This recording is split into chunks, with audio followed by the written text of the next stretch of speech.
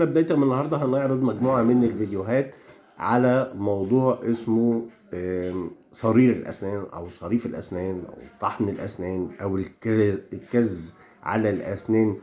نضغط عليها كده أو نضغط عليها وكوب نحرك الفك. الحقيقة يعني هو موضوع بيبقى غريب، ما فيش كلام عليه كتير. هو اسمه باللغة الإنجليزية بروكسيزم، واحنا هنستعرض هذا الموضوع في نوعين من الدراسات: دراسة منشورة في مايو كلينيك ودراسة منشورة في الMDBI. والحقيقة كلام ظريف ولعلنا نقدر نستفيد منه، ونتمنى انه اصدقائنا اللي ليهم تجربة مع هذا الموضوع يدخلوا ويقولوا لنا في التعليقات. لو في بعض الأصدقاء من دكاترة الأسنان يقولوا لنا خبرتهم في هذا الموضوع.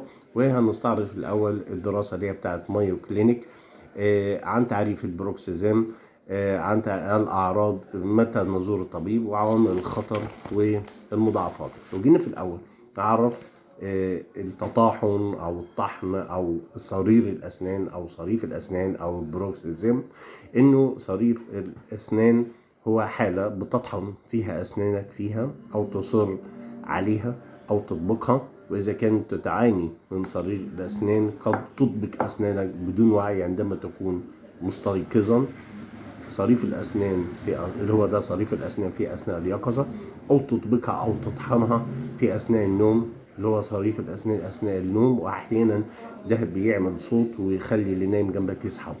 يعتبر صرير الأسنان أو صريف الأسنان في أثناء النوم اضطرابات حركة متعلقة بالنوم، والأشخاص الذين يطبقون أسنانهم أو يطحنونها أو يصرفون في أثناء النوم أكثر احتمالا للإصابة باضطرابات النوم أخرى زي الشخير وتقطع النفس أو انقطاع النفس الانسدادي في أثناء النوم. وقد لا يتطلب صريف الأسنان علاج، ومع ذلك ممكن أن يكون صريف الأسنان لدى بعض الأشخاص متكرر أو حاد بالدرجة الكافية بحيث يؤدي لاضطرابات في الفك وصداع وتلف في الأسنان ومشكلات أخرى.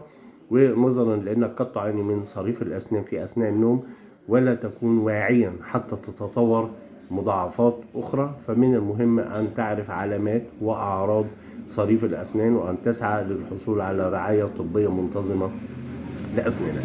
إيه بقى الأعراض اللي ممكن بتحصل؟ قد تشمل علامات وأعراض صريف الأسنان ما يلي: احتكاك الأسنان ببعضها البعض أو إطباقها على بعضها، وقد يصدر عنه صوت عالي بما يكفي لإيقاظ من ينام جنبك في نفس المكان، يخلي اللي جنبك يصحى من صوت القرقشة دي كده أو الطحن بتاع الأسنان.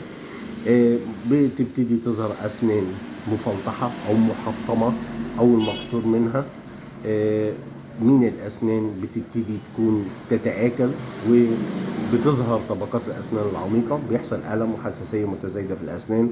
عضلات الفك بتكون متعبة ومشدودة، والفك بيكون مغلق مش بيتفتح أو يتقفل بشكل كامل. بيحصل ألم ووجع في الفك والرقبة والوجه. ألم يبدو كألم في الأذن، يبتدي يحصل ألم في الأذن على الرغم من الودن ما فيهاش حاجة، وممكن بيحصل صداع.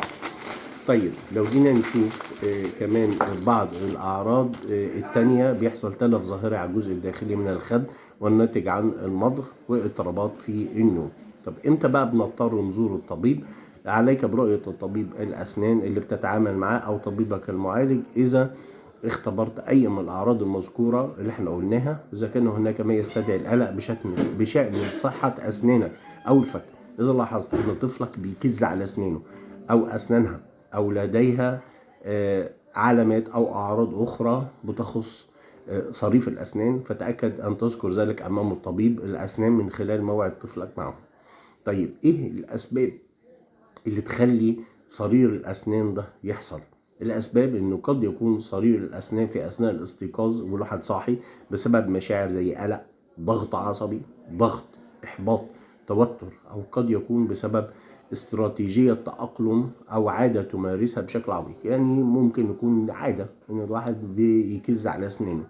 وقد يكون صريف الأسنان أثناء النوم بسبب المضغ المعتاد المرتبط بالنوم المرتبط بالإثارة، ممكن يكون ناتج من حلم. عوامل الخطر: قد تزيد هذا العامل من خطر الإصابة الجز على الأسنان والضغط النفسي، فزيادة القلق والضغط النفسي قد يؤدي للجز على الأسنان، وكذلك الغضب والإحباط. من ضمن هذه العوامل الخطر، أو يعني العوامل اللي هي بتزود فرصة الجز على الأسنان. العمر بتشيع مشكلة الجز على الأسنان لدى الأطفال الصغار، ولكنها عادة ما تختفي في مرحلة البلوغ. نمط الشخصية يمكن أن يزيد وجود نمط شخصية يعني بيكون عدواني أو تنافسي أو مفرط النشاط من خطر الإصابة بالجز على الأسنان. الأدوية والمواد الأخرى قد يكون الجز على الأسنان أحد الآثار غير الشائعة لبعض الأدوية النفسية زي بعض مضادات الاكتئاب، وقد يزيد من هذا الموضوع شرب السجاير، شرب المشروبات الكحولية، أو استخدام الأدوية الترفيهية بيزيد من خطر الجز على الأسنان. وأفراد العائلة اللي هم مصابون بالجز على الأسنان بيميل الجز على الأسنان أثناء النوم أن يحدث في بعض العائلات. وإذا كانت لديك مشكلة الجز على الأسنان قد يكون أحد أفراد أسرتك مصاب به أيضا، أو لديه تاريخ مرضي له.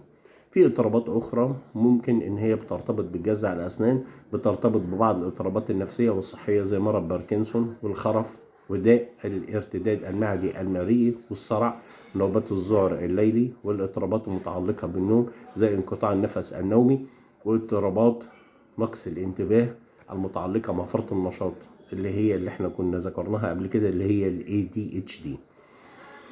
في بقى مضاعفات لموضوع الجز على الأسنان. في معظم الحالات لا يسبب صريف أو صرير الأسنان مضاعفات خطيرة، ولكن قد تؤدي صرير أو صريف الأسنان إلى تلف الأسنان أو تركيباتها، أو التيجان في الفك، ويبقى في تركيبات موجودة في الأسنان بتتلف، الصداع التوتري، ألم شديد بالوجه أو الفك، واضطرابات اللي بتحدث في المفصل الصدغي الفكي، وتقع تماما أمام الأذنين، والتي تبدو كصوت النقر عند فتح الفم أو إغلاقه. ودي بتبقى المضاعفات اللي ممكن بتحصل. دي ملخص الدراسة بتاعة مايو كلينيك، وهنتكلم بعد كده على الدراسة بتاعة الMDBI.